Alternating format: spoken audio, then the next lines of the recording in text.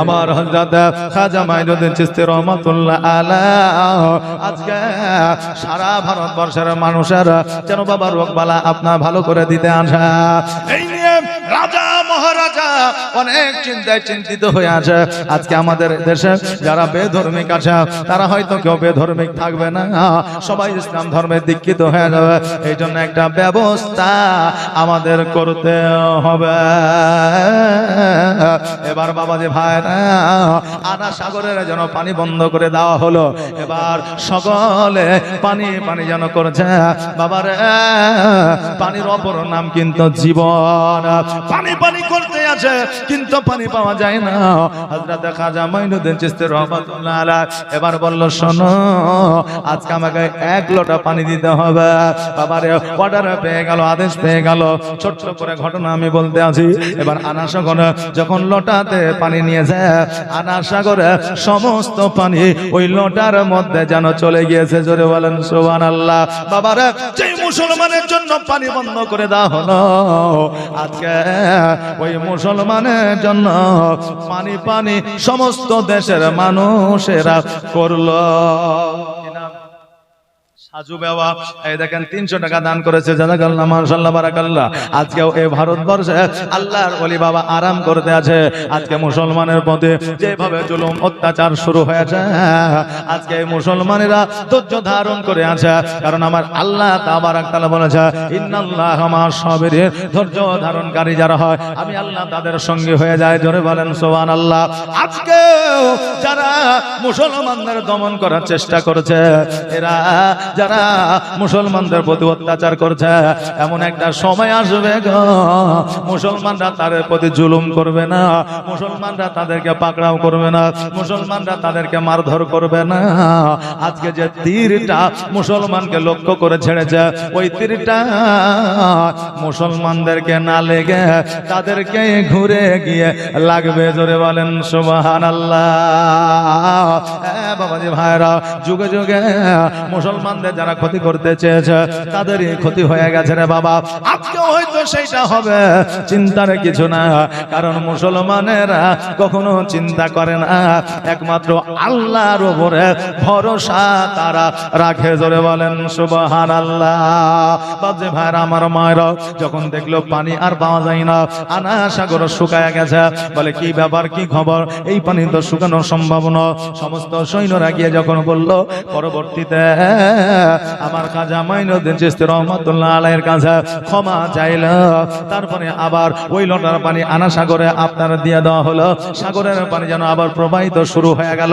সেই সময়ে একটা নয়, দুইটা নয়, 5টা নয়, 10টা নয়, শত শত বেধর্মীরা আমার নবীর কলমা পড়েছে, লা ইলাহা ইল্লাল্লাহ। সবাই বলে একটু নেকি হবে, লা ইলাহা ইল্লাল্লাহ, বলো লা ইলাহা ইল্লাল্লাহ। আল্লাহর ওলির দরবারে আমরা এসেছি, একটু জিকিরের দরকার আছে না না? একটু বলে লা ইলাহা ইল্লাল্লাহ, বলো লা ইলাহা ইল্লাল্লাহ, লা ইলাহা ইল্লাল্লাহ। তোমার মতো এত ভালো, তোমার মতো এত ভালো কেউ তো আমায় বাসে না, তাই তো নবী আমি আর তোমার দিওয়ানা। বলো লা ইলাহা ইল্লাল্লাহ, বলো লা ইলাহা ইল্লাল্লাহ। ও কি শুনেছে কিতাবের লেখা, নবী ছাড়াই আমার জীবন ফাঁকা গো। ও কি শুনেছে কিতাবের লেখা, নবী ছাড়া আমার জীবন ফাঁকা গো। নবীজিকে ও কি শুনেছে কিতাবের লেখা,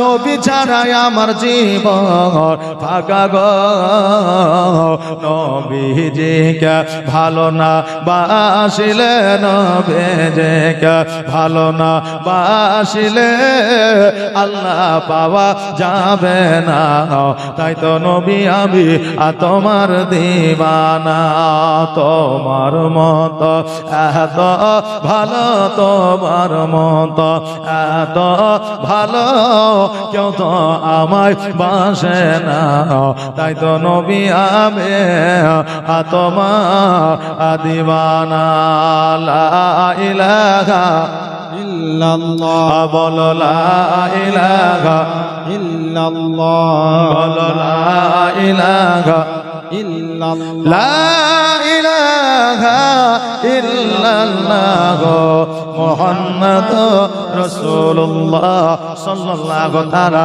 আলাইহি ওয়াসাল্লাম বাবাজি ভাইরা ওই খাজা মাইনুদ্দিন চিশতি রহমাতুল্লাহ আলাইহি মাজার ভাঙার জন্য একটা সময় আপনার বাদশা ঔরঙ্গজেব ভাঙার জন্য গিয়েছিল ইতিহাসে আমাদের জানা আছে জি জানা আছে ঔরঙ্গজেব খাজা মাইনুদ্দিন চিশতি রহমাতুল্লাহ আলাইহির মাজার ভাঙার জন্য গিয়েছিল আহারে আল্লাহর ওলিদের যারা বিরোধিতা করে তারা পারিলে আল্লাহর ওলিদের মাজার আজকে ভারতবর্ষে রাখতো না কিন্তু আল্লাহ ওলিদেরকে তো পাওয়ার দিয়েছে তাদের ক্ষমতা হয় না যে আল্লাহর ওলিদের মাজারে হাত দেবে এই ক্ষমতা বাবা তাদের হয় না কেননা কতজন আল্লাহর ওলির মাজার ভাঙার জন্য গেছে তাদের সন্তান চলে গেছে তাদের বংশ ধ্বংস হয়ে গেছে তারা পাগল হয়ে গেছে সাপে তাদের দংশন করেছে এই জন্য বর্তমানে তারা মৌখিক ভাবে মাজারের বিরোধিতা করে কিন্তু প্র্যাকটিক্যালে কোন মাজারের সম্মুখে যাইয়া কেউ কোন মাজারে বাবা হাত লাগাইতে পারে না একজন বক্তা আমাদের ভারতবর্ষের মধ্যে পশ্চিম বাংলার মধ্যে আছে যার নাম হলো মমতাজুল নাম নিয়ে বলছে যার নাম হলো মমতাজুল আজকে ওই মালদার মধ্যে আদিনায় একটা আপনার বাবা মাজার আছে ওই মাজারের বিরুদ্ধে সে কথা বলেছিল কিন্তু শোনালেন জেনেলে জালসার মধ্যে মাইক পাইলে যা খুশি বলতে পারে কিন্তু প্র্যাকটিক্যালে কাজ করে দেখানো বাবা অতি কষ্টকর ওই মাজারে যাওয়ার পরে সেও বাবা জিয়ারত করেছিল আমার কাছে প্রমাণ আছে কিন্তু তুমি যে মাজারের বিরোধিতা করো আজকে জালসা মাহফিলে তুমি বলেছো কই তোমার ক্ষমতা তো হয় না ওই মাজারে যাওয়ার পরে ওই মাজার ভাঙা তো দূরের কথা ওই মাজারের সামনে বেয়াদবি করা তো দূরের কথা ওই মাজারে একটা পতাকাও তুমি টানতে পারো না মমতাজ আজকে তুমি জালসায় টাকা লইয়া পয়সা লইয়া মুসলমানদের মধ্যে বিভেদ সৃষ্টি করার জন্য ইহুদিদের দালাল হইয়া তুমি দালালগিরি কেন করো আজকে বাবা বিরোধিতার কথা আমি মাওলানা পিয়ারুল কোনোদিন কোনো ওয়াজে বলি নাই কিন্তু আজকে যখন আল্লাহর ওলির শানে কেউ যখন গুস্তাই করে আমি আহলে সুন্নাত ওয়াল জামাতের মানো আমি পীর মাননে वाला ওলি মাননে वाला আজকে ওলিকে ভালোবেসে নবী পাওয়া যায় আজকে এই সিস্টেমটা এই রাস্তাটাকে তুমি যদি খারাপ বলো আজকে কেন কিয়ামত পর্যন্ত তোমার প্রতিবাদ করব বাবা আজকে ভারতবর্ষের মাটিতে বাদশা ঔরঙ্গজেব খাজা মাইনুদ্দিন চিশতি রহমাতুল্লাহ আলাইহির মাজার ভাঙতে গিয়েছিল কিন্তু ভাঙা হয় না আজকে যেমন আরবের মধ্যে ইহুদিরা রাজত্ব করেছে যদিও বলছে নবীর বংশধরের মধ্যে কাবা ঘরের চাবি থাকবে এটা আমার নবী বলে গেছে কিন্তু আজকে তাদের মধ্যে বাবা ইহুদি হয়ে গেছে আপনি বলবেন হুজুর গো নবীর বংশ কি কোনোদিন ইহুদি হইতে পারে নবীর বংশ কি কোনোদিন খ্রিস্টান হইতে পারে বাবা রে ভাইরা আমার নবী যখন ছিল তখন আমার নবীর বংশে আবু জাহেল ছিল না ছিল না আবু তালেব ছিল বাবা ভাইরা আজকে ঠিক অনুরূপ ইহুদিদের দালালি করেছে আরবিয়ান সরকার আর সেইভাবে হিসাবে বাবা বর্তমানে দেশ চালাইতে আছে বেরাদা। সেই সময় ইহুদিদের একটা রাজত্ব এসেছিল।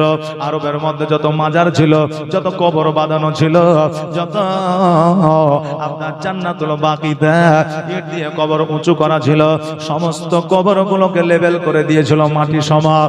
আর যত ইট দিয়ে মাজারের মতো করা ছিল, সমস্ত মাজারগুলোকে ভেঙে দিয়েছিল। এই ভেঙে দেওয়ার কারণে যখন এই মাজারটাকে আপনার মাজারগুলোকে ভেঙে দেওয়া হয়, তখন ভারতবর্ষের মাটিতে রাজা ছিল আমাদের বাদশা ঔরঙ্গজেব। ওই বাদশা ঔরঙ্গজেব চিন্তা করলো, হায়রা আজকে আরব কান্ট্রিতে যদি কবরগুলোকে লেভেল করে দেওয়া হয়, মাজারগুলোকে যদি ভেঙে দেওয়া হয়, তবে আমাদের ভারতবর্ষে মাজার কেন রাখবো? এইরকম চিন্তা ভাবনা বাদশা ঔরঙ্গজেবের হয়েছিল। আরবকে অনেকে ফলো করে কি করে না? এই যে বাবা করে না, করে। এই দেখেন এবার ঈদের দিনে একদিন আগে বাংলাদেশে ঈদের নামাজ বাবা 4-5 জনে পড়েছিল। খবর শুনেছেন না? শুনেন না? 4-5 জন মিলে পড়ে যখন ওদেরকে প্রশ্ন করা হয়েছিল যে একদিন আগে আপনারা নামাজ পড়লেন কারণ কি, ওরা বলছে যে আরবে তারিখ হলো 22-21 তারিখ, আমাদের এখানেও 21 তারিখ, ওখানেও শুক্রবার, এখানেও শুক্রবার, অতএব ঈদ কেন একদিন আগে বেজে হবে? যুক্তি দেখিয়েছিল ঈদ কেন একদিন আগে পিছু হবে, ওদের ওখানেও যেই দিন ঈদ হবে আমাদের এখানেও সেই দিন ঈদ হবে। এই জন্য আরবের মানুষেরা ঈদ পড়েছে, আমরাও বাবা ঈদের নামাজ পড়ে নিয়েছে। এই কথা বলেছিল। বাবা রমজান মাস শুরু হবে, আমরা রেডুয়া নিয়ে বসি না, খবর নিয়ে বসি না। রোজা হইলে রোজা রেখে দিব, আর যদি না হয় তো আরো একদিন কাটিয়ে দিব। কিন্তু রমজান মাস যখন শেষের দিকে 29 রাত্রে রেডুয়া নিয়ে বসে, মোবাইল নিয়ে বসে, সন্ধ্যাবেলায় ছাদের উপরে ইফতার করে চাঁদ দেখার জন্য, চাঁদ দেখার জন্য, ঈদের খুশিতে একটা রোজা যদি আমরা বাঁচতে পারি, একদিন না খাওয়ার বদলে খেয়ে দিন কাটাতে পারব। এই চিন্তা ভাবনা নিয়ে 99% এই রোজাটাকে আপনার রমজান মাসটাকে ঠেলতে থাকে। কিন্তু তারা তো জানে না এই রমজান মাস কাকে বলে, রমজান মাসের ফজিলত কত। যত রমজান মাস চলে গেছে, ওই রমজান মাস নিয়ে আলোচনা করে আর লাভ হবে না। সামনে বছর যদি আমরা রমজান মাস পাই, তবে আলোচনা আমরা করব যে রমজান মাস কোরআন নাজিল হয়েছিল, যে রমজান মাসে মুমিনদের দোয়া কবুল হয়েছিল, যেই রমজান মাসে জগতের মধ্যে বেশি বেশি পয়গাম এসেছিল, যেই রমজান মাসটা হেদায়েতের মাস ছিল, ওই রমজান মাসে আমরা কাজে লাগাইতে পারলাম না। বাকি 11 মাস আমরা কেমন করে কাজে লাগাইব? বাবাজি ভাইরা, ওই রকম আরবকে অনেকেই ফলো করে। বাদশা ঔরঙ্গজেব বলেছিল যে আজকে আরবের মধ্যে সমস্ত মাজার ভেঙে গুড়িয়ে দেওয়া হয়েছে, আমরাও ভারতে মাজার রাখব না। সেনাপতি বলেছিল, ও বাদশা ঔরঙ্গজেব, আজকে ভারতবর্ষের মাটিতে আজকে খাজা মাইনুদ্দিন চিশতি রহমাতুল্লাহ আলাইহ যিনার মাজার আছে, উনি হলেন জিন্দা ওলি। আজকে পৃথিবীর মধ্যে যত আল্লাহর ওলিদের মাজার আছে প্রত্যেকেই হলো জিন্দা, অতএব মাজার ভাঙতে গিয়ে আপনার বড় ক্ষতি হয়ে যাবে। বাদশা ঔরঙ্গজেব বলেছিল, শোনো রে, আজকে ওই খাজা মাইনুদ্দিন চিশতি রহমাতুল্লাহ আলাইহ যদি জিন্দা থাকে, তবে তার মাজারটা সবার আগে ভাঙব। যদি সে আমার সঙ্গে কথা বলতে পারে, মাজার ভাঙা থেকে যদি রক্ষা করতে পারে, তবে ওই মাজারটা সমস্ত মাজার আমি সুন্দর করে বানায়া দিব। ভাঙা তো দূরের কথা। এই জন্য শোনো রে, আমার সঙ্গে তর্ক বিতর্ক করে কোনো লাভ না। চলো চলো ওই খাজা মাইনুদ্দিন চিশতি রহমাতুল্লাহ আলাইহির কাছে যায়, রাজার কাছে যায়।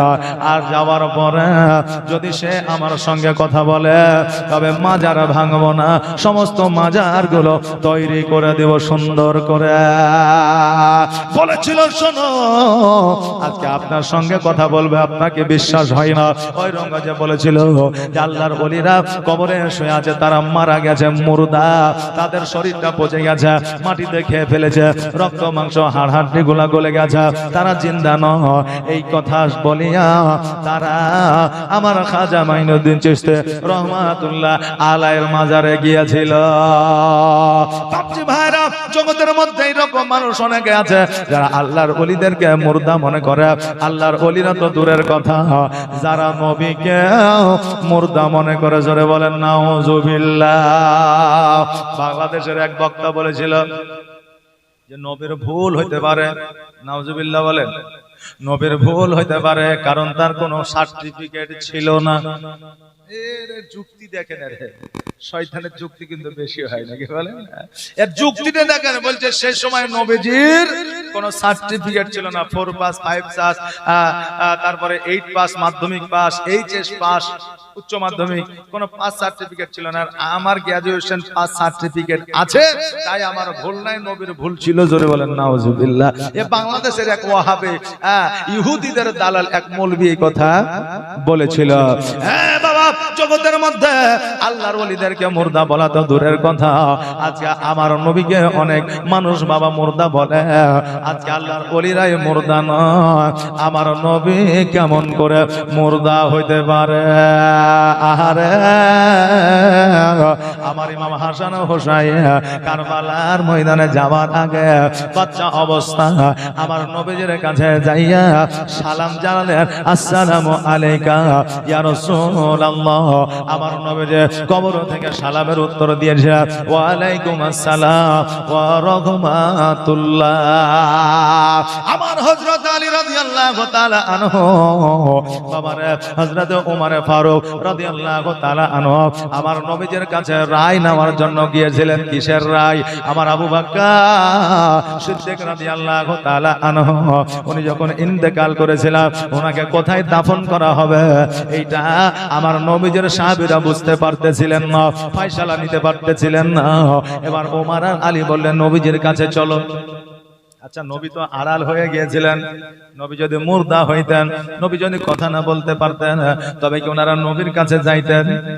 বড় বড় রাবীরা বর্ণনা করেছেন, আমার হযরত আলী হযরত ওমর ফারুক রাদিয়াল্লাহু তাআলা আমার নবীজির কাছে গিয়েছিল, আর যাওয়ার পরে রওজা মুবারকে সালাম দিয়েছিল, আর বলেছিল, নবী গো, যে সর্বদা আপনার কাছে কাছে ছিল, যে সর্বদা আপনাকে সহযোগিতা করেছিল, যে সর্বদা ইসলাম প্রচার ও প্রসারে আপনার সঙ্গে ছিল, আজকে ওই আবু বকর ইন্তেকাল করেছে, নবী গো, আজকে কোথায় তিনার দাফনের ব্যবস্থা করব? নবী আমার রওজা থেকে বলে দিয়েছিল, ওমর রে, আজকে হযরত আবু বকর সর্বদা 63 বছর জীবনে আমি আবু বকরকে কাছে কাছে পেয়েছিলাম, আজকে আমার কাছে তাকে দাফন করে দাও, আমি কিয়ামত পর্যন্ত আমি আবু বকরকে পাশে নিয়ে থাকব। বাবাজি ভাইরা, এখনো সোনার মদিনা আবু বকর আর আমার নবীজি এই উম্মাত উম্মাতের চিন্তা ভাবনা করে, জোরে বলেন সুবহানাল্লাহ। আমার মদিনায় নিবানি দয়ার নবীজি, আমার মদিনায় নিবানি। মদিনায় যেতে চান কি চান না? বলেন, মদিনায় যেতে চান কি চান না?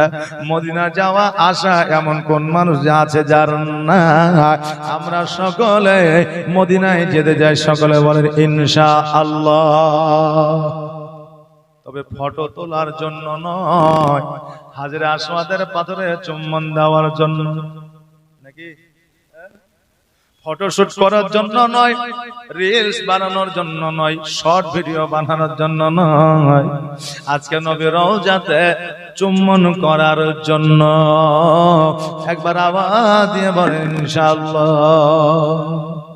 এখন উমরাতে যাওয়া খুব সহজ হয়ে গেছে, মানুষের টাকা কিন্তু বাবা অনেক মানুষ রোজগার করতে শিখেছে, উমরায় চলে যাচ্ছে, আর বুঝলেন বড় বড় মোবাইল লইয়া ওই মোবাইলের টানটি লাগাইয়া বলছে, দেখেন জান্নাতুল বাকিতে আছে, এই দেখেন এখন নবীর রওজাতে আছে, এই দেখেন এখন 7 পাক দিতে আছে, এই দেখেন এখন খাবার খাইতে আছে, এই দেখেন এখন ইফতার করতে আছে। এই বাপরে মোবাইল লইয়া, আমি বলি বাবা রে, তুমি যে সারাদিন মোবাইল ঘুরাইলে, বলো তুমি কখন ঘুরিলে? তুমি কখন ঘুরলে? আজকে আমাদের আপডেট হজ হয়ে গেছে। আমার হজের আগে মোবাইলকে হজ করাই, জোরে বলেন নাউজুবিল্লাহ।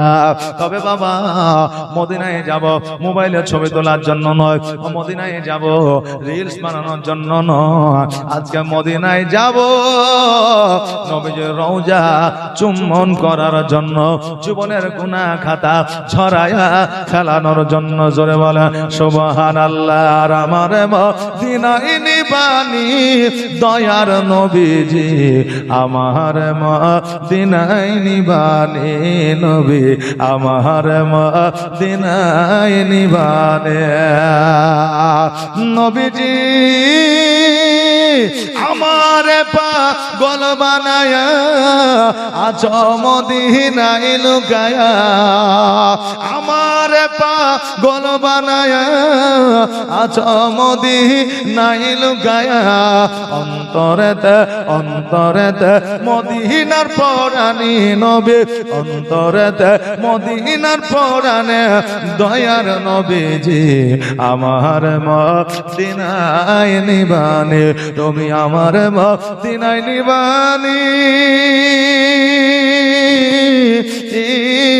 দয়ার নবীজি, তুমি আমার মদিনায় নিবানি দয়ার নবীজি, আমার মদিনায়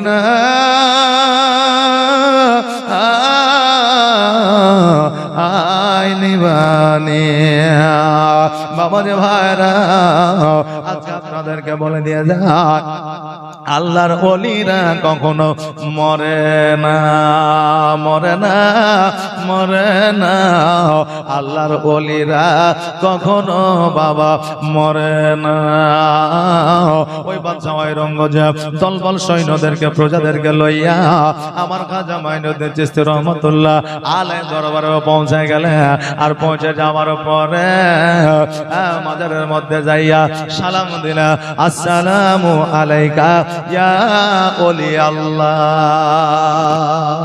মাজারের পাশে দিয়ে গেলে সালাম দি, কবরস্থানের পাশে দিয়ে গেলে সালাম দে, আর যখন হাজিরের সামনে দিয়া যায় তখনও সালাম দে, আর যখন আলেমের সামনে দিয়া যায় তখন মুখখানাকে বন্ধ করে থাকে, কারণ ওর 5,000 টাকা বেতন, আমার 35,000 টাকা বেতন। আগে ও সালাম দিবে, আমি সালাম নিব, আমি আগে সালাম দিলে আমার বেইজ্জতি হবে। এরকম অনেকে মনে করে মৌলবি সালাম দেখে আগে, আমি দেবো কেন রে, আমি তো হাজি মানুষ, 4 লাখ টাকা হজ করেছি খরচা করে, চারদিখানে বাবা নেই, ও আগে সালাম দিবে আমি নিব, কিন্তু আমি সালাম দিব না। এরকম কোন ইতিহাস আছে নাকি যে আগে সালাম দিবে? আচ্ছা, আগে সালাম দিতে হবে, না দিলে মান সম্মান ইজ্জতের হানি হবে, এরকম আছে নাকি কোন ইতিহাসে? না, আগে যে সালাম দিবে সে বেশি নেকি পাবে। জোরে বলেন সুবহানাল্লাহ। আবারে আমরা মুসলমানের ঘরের সন্তান, মাজারে সালাম দিতে জানি না, কবরস্থানে সালাম দিতে জানি না, কিন্তু বেধর্মিকের মতো আমরা এই ঠোঁটে চোখে আর বুকে হাত লাগাইতে জানি। একটা হিন্দু যখন মন্দিরের পাশে দিয়ে যায় তখন কি বলে? এমনি করে না? দেখেছেন তো না দেখেননি? আমি দেখেছি, আপনারা দেখবেন না তাই হয়। আর একজন মুসলমান ঘরের যুবক যুবতী যখন টিউশনিতে যায় সকালবেলায়, দেখবেন অনেক জায়গায় রাস্তার ধারে কবরস্থান থাকে, ওরা ওই কবরস্থানে সালাম দেয় না, ওরাও বেধর্মিকের মতো কবর দেখিয়া হিন্দুদের মতো নমস্কার করে। এই যে অনেক আছে করে কি করে না, মাজার দেখলে নমস্কার করে, এইটা মানে নমস্কার হিন্দুদের, জৈনদের, খ্রিস্টানদের। আচ্ছা, আমরা মুসলমান, আমরা কেন ওই রকম করব? আমাদের জন্য আমাদের নবী সালাম দিয়েছে। মাজার দেখলে সালাম দাও, আসসালামু আলাইকা ইয়া ওলি আল্লাহ। কবর দেখলে সালাম দাও, আসসালামু আলাইকা ইয়া আহলাল কুবুর। আর মানুষ দেখলে সালাম দাও, আসসালামু আলাইকা ওয়া রাহমাতুল্লাহ। জোরে বলেন সুবহানাল্লাহ। কথা বুঝতে পেরেছেন আমার? বুঝতে পেরেছেন? মাজার দেখলে কি বলে সালাম দিবেন? জি বলে কি বলে সালাম দিবেন? আচ্ছা, কমসে কম এটা তো শিখা যান না, শিখবেন না? যে কমসে কম এইটা শিখা যান। মাজার দেখলে সালাম দেবেন, আসসালামু আলাইকা ইয়া ওলি আল্লাহ। কি বললাম? আচ্ছা আওয়াজ দিয়ে বলেন না। আচ্ছা শিখার কোনো লজ্জা আছে যে? শিখতে গেলে লজ্জা করলে হবে? হ্যাঁ, এখন এই রেশনে যদি বলা হয় যে 4 প্যাকেট আটা দিছিল, এখন থেকে 11 প্যাকেট দিবে, এখনই যে লাইন দিবে, লজ্জার কিছু নাই, ওখানে লজ্জা নাই। আর ইসলামিক কিছু কালচার শিখতে গেলে লজ্জার কি আছে? আচ্ছা আওয়াজ দিয়ে বলেন তো, আসসালামু আলাইকা ইয়া ওলি আল্লাহ। সুবহানাল্লাহ। এইটুকু শিখা কাজে দিবে। সুবহানাল্লাহ। যখন কবরস্থানে যাবেন তখন বলবেন আসসালামু আলাইকা ইয়া আহলাল কুবুর। মানুষ যখন দেখবেন সালাম দিবা আসসালামু আলাইকুম ওয়া রাহমাতুল্লাহ, আর উত্তরে বলবে ওয়া আলাইকুম আসসালাম ওয়া রাহমাতুল্লাহ। এখন বাবা আপনার আপডেটে সালাম হয়েছে খুব দ্রুত, সালাম আলাইকুম, জি সালাম আলাইকুম, তখন ও আবার স্পেশাল করে কেরাত করে যে আলাইকুম সালাম, স্পেশাল কেরাত। সুবহানাল্লাহ। আসসালামু আলাইকুম ওয়া রাহমাতুল্লাহি ওয়া বারাকাতুহু। জি, আর ওয়া আলাইকুম আসসালাম ওয়া রাহমাতুল্লাহি ওয়া বারাকাতুহু। হ্যাঁ বাবা, হযরত খাজা মাইনুদ্দিন চিশতি রাহমাতুল্লাহ আলাইহির মাজারে যাওয়ার পরে বা জয়রঙ্গজে বললেন আসসালামু আলাইকা ইয়া ওলি আল্লাহ। আমার খাজা মাইনুদ্দিন চিশতি রাহমাতুল্লাহ আলাইহি সালামের জবাব দিলেন না। কিন্তু এই জায়গায় একটা কথা ছিল, যদি খাজা মাইনুদ্দিন চিশতি রাহমাতুল্লাহ আলাইহি যদি জবাব না দেয় মাজার ভেঙে দেব। বা জয়রঙ্গজে রেগে গেল, এবার চিন্তা করলো মাজার ভেঙে দেব। এবার বলল হয়তো উনি বিশ্রাম নিচ্ছেন, হয়তো এখানে নাই, কোথাও গেছেন। আরো একবার সালাম দেয়, আবার সালাম দিলেন আসসালামু আলাইকা ওলি আল্লাহ। সালামের কোনো উত্তর আসলো না। এবার বলল বাদশা ঔরঙ্গজেব, আমি শেষবারের মতো সালাম দিব, আর যদি সালামের উত্তর না পাই আমি এখনই অর্ডার দিয়ে দেব মাজার ভেঙে দেবে। আর যদি উত্তর দিয়ে দেয় আমি মাজার ভাঙবো না, চলে যাব। তৃতীয়বারের বেলা সালাম দিলেন আসসালামু আলাইকা ইয়া ওলি আল্লাহ। আর ওই মাজার থেকে সালামের উত্তরখানা আসলো ওয়া আলাইকুম আসসালাম ওয়া রাহমাতুল্লাহ। জোরে বলেন সুবহানাল্লাহ। বাদশা ঔরঙ্গজেব সঙ্গে সঙ্গে হাঁটু গেড়ে বসে গেল। বসে যাওয়ার পরে বলে হুজুর গো, আমার মনে একটা চিন্তা ধারণা ভুল ছিল। আল্লাহর ওলিরা মারা যায়, জগতের মধ্যে থাকে না, আড়াল হয়ে গেলে তাদের রক্ত মাংসগুলো মাটিতে খেয়ে ফেলে। আমার চিন্তা ভাবনা এটা ছিল, তবে হুজুর আমি একবার নয় দুইবার সালাম দিলাম, তিনবারের বেলায় উত্তর পাইলাম, কারণটা বুঝলাম না। আমার খাজা মাইনুদ্দিন চিশতি রাহমাতুল্লাহ আলাইহি বলে, শোনো রে, তুমি যখন একবার দুইবার সালাম দিয়েছিলে তখন আমি এই জায়গায় ছিলাম না, আমি ছিলাম সোনার মদিনায়। ও মাঝি রে, আমার নিয়ে চল মদিনা, আমার নিয়ে চল মদিনা। মদিনার মাটিতে মরুর বালিতে আসেন মোর নবীজি, ওই ঠিকানা আমার নিয়ে চল মদিনা। ও মাঝি রে, আমার নিয়ে চল মদিনা। আমার খাজা মাইনুদ্দিন চিশতি রাহমাতুল্লাহ আলাইহি বলে, বাদশা ঔরঙ্গজেব তুমি যখন আমাকে ডাক দিতেছিলে তখন আমি ছিলাম সোনার মদিনা, আমার নবীর সঙ্গে কথা বলতেছিলাম। বাবাজি ভাইরা, ওই বাদশা ঔরঙ্গজেব বাইরে আসার পরে এবার বাবা মিস্ত্রি ডাকলে, আর বাবা কর্মচারী ডাকলে। ডাকার পরে আমার খাজা মাইনুদ্দিন চিশতি রাহমাতুল্লাহ আলাইহি যেই মাজার ছিল ওর চাইতে সুন্দর করে মাজার বানায় দিলেন। আমার খাজা মাইনুদ্দিন চিশতি রহমাতুল্লাহ আলাইহির গেটের মধ্যে যে গম্বুজটা আছে ওই গম্বুজের মধ্যে বাবা সোনা দেওয়া আছে। কয়তো সোনা ছিল ওই জায়গাটায় বাবা 3 মণ সোনা আছে, মানে 1 কুইন্টাল 20 কেজি সোনা। ওই 1 কুইন্টাল 20 কেজি সোনা আজকে কোনো বাদশা দেয় না, আজকে কোনো নেতা দেয় না, আজকে কোনো দেশের মানুষ দেয় না। ওই 1 কুইন্টাল 20 কেজি সোনাটা সেই সময় বাদশা ঔরঙ্গজেব আমার খাজা মাইনুদ্দিন চিশতি রহমাতুল্লাহ আলাইহির গম্বুজের উপরে সাজায়া দিয়েছিলেন। জোরে বলেন সুবহানাল্লাহ। বাবারে আজকে যারা কোরআনকে মিটিয়ে দিতে চেয়েছিল তারা মুসলমান হয়ে গেছে, আজকে যারা মাজারকে মিটিয়ে দিতে চেয়েছিল তারা মুসলমান হয়ে গেছে, যারা মুসলমানদেরকে মিটিয়ে দিতে চেয়েছিল তারা নবীর কালেমা পড়েছে, যারা আমার নবী মুস্তাফা সাল্লাল্লাহু তাআলা আলাইহি ওয়াসাল্লামকে পাথর মেরেছিল তারাই পুনরায় আমার নবীর হাতে হাত দেয়া কালেমা পড়েছিল। জোরে বলেন সুবহানাল্লাহ। যেই বাদশা ঔরঙ্গজেব খাজা মাইনুদ্দিন চিশতি রহমাতুল্লাহ আলাইহির মাজার ভাঙতে গিয়ে মাজার বানায় দিয়েছিল, 1 কুইন্টাল 20 কেজি স্বর্ণ দিয়েছিল। আজকে ওই বাদশা ঔরঙ্গজেব ওই আমার খাজা মাইনুদ্দিন চিশতি রহমাতুল্লাহ আলাইহির দরবার থেকে বাড়ি ফিরে আসিয়া রাজ দরবারে ফিরে আসিয়া আমার আল্লাহর এত নৈকট্য লাভ করেছিল, এত ইবাদত বান্দেগি করেছিল, তাকে জিন্দা ওলি বলা হতো। জোরে বলে সুবহানাল্লাহ। ওই বাদশা ঔরঙ্গজেব আল্লাহ তাবারক তাআলা নৈকট্য লাভ করেছিল আর তিনিও আল্লাহর ওলি হয়ে গিয়েছিলেন। জোরে বলেন সুবহানাল্লাহ। বাজে ভাইরা বাদশা ঔরঙ্গজেব আল্লাহর ওলির মাজার বানিয়ে দিয়েছিল।